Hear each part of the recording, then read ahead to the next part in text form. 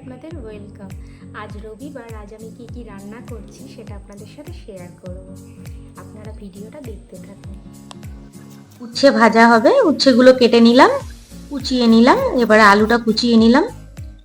এই দুটোই ধোয়া হয়ে গেছে। এবার কড়াইতে তেল দিলাম, কালো জিরে ফোড়ন দিয়ে উচ্ছে আর আলুটা দিয়ে দিলাম, নুন হলুদ দিয়ে এটা নাড়াচাড়া দেবো।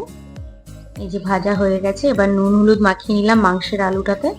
কড়াইতে তেল দিয়ে মাংসের আলুটাও ভেজে নিচ্ছি লাল লাল করে। পেঁয়াজ, আদা, রসুন, লঙ্কা, টমেটো পেস্ট করে নিলাম। এবার মাংসে নুন হলুদ মাখিয়ে নিচ্ছি আর টক দইটা কেটেই দিয়ে দিয়েছি। এই যে মাখিয়ে নিলাম, এটা ম্যারিনেট করে রেখেছিলাম। এদিকে ঘরে এসে দেখি আমার ছেলে জামা প্যান্ট গুছাচ্ছে, মাঝে মাঝে আমাকে এরকম হেল্প করে দেয়। তারপর ওই ম্যারিনেট করা মাংসটার মধ্যে মশলা, তেল, জিরে বাটা, আদা বাটা দিয়ে কষিয়ে নিলাম হাতে।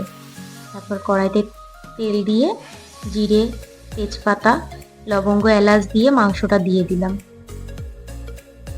এই রান্না করতে করতে ভাই ঠান্ডা নিয়ে এসেছিল, ওটা একটু খেয়ে নিলাম, হাসাহাসি হচ্ছিল। তারপর মাংসটাকে ভালো করে কষালাম, ওটা সময় নিয়ে একটু কষালাম। কষানোর পর একটু জল দিয়ে কষালাম, শুকিয়ে এসেছিল।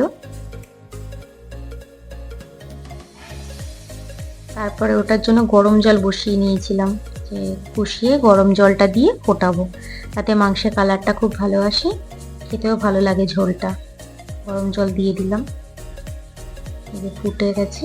এদিকে ভাত বেড়ে নিয়ে এসেছি, এই যে উচ্ছে আলু ভাজা, স্যালাড আর মাংস। কেমন হয়েছে? ভালো হয়েছে?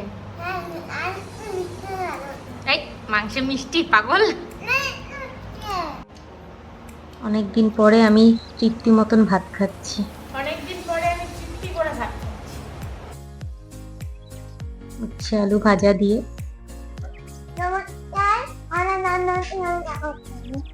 ও বললো, অনেকেই হয়তো বুঝতে পারবে না, ও বললো নমস্কার, আমার মাম্মামকে সবাই সাপোর্ট করো। তোমরা প্লিজ আমাদের একটু সাপোর্ট করো। আমার ইউটিউব চ্যানেলটাতে তোমরা একটু সাবস্ক্রাইব করে দাও, লাইক করে দাও, আর যদি কোনো ভুল ত্রুটি থাকে সেটাতে তোমরা কমেন্ট করে অবশ্যই জানাবে, আর আমার ফেসবুক পেজটাতে ফলো করে দেবে।